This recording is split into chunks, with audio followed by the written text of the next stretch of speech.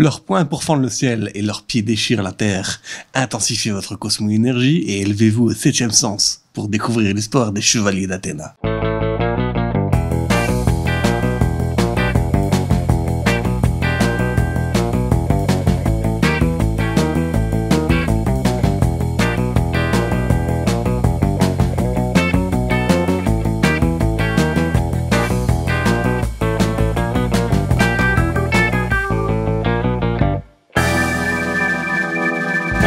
Bonjour à tous, c'est David. Aujourd'hui, on parle manga avec Saint Seiya, ou pour les anciens fans du Club Dorothée, les Chevaliers du Zodiaque.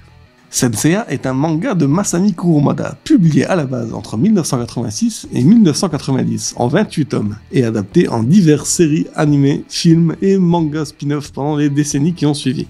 Et c'est justement un nouveau spin-off français et au format BD auquel on va s'intéresser aujourd'hui avec Saint Seiya Time Odyssey. Cette nouvelle adaptation est illustrée par Jérôme Alquier et scénarisée par Arnaud Dolan, toujours avec l'implication du maître Kurumada bien sûr. Rapide résumé de la série originale.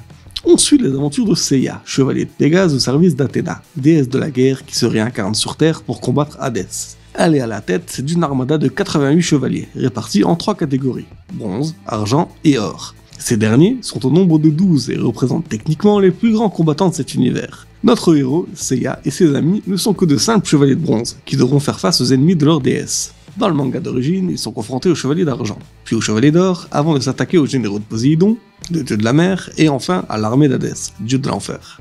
Dans Time Odyssey, nos héros sont confrontés à Chronos, le dieu du temps, encore un autre dieu de l'Olympe qui veut prendre le contrôle de la Terre. C'est l'occasion de revoir en service les 5 chevaliers de bronze. Shun d'Andromède, Yoga du Cygne, Shiryu du Dragon, Ikki du Phénix et bien sûr Seiya de Pégase livreront combat contre les sbires de Chronos à travers les 5 tomes qui constitueront cette série.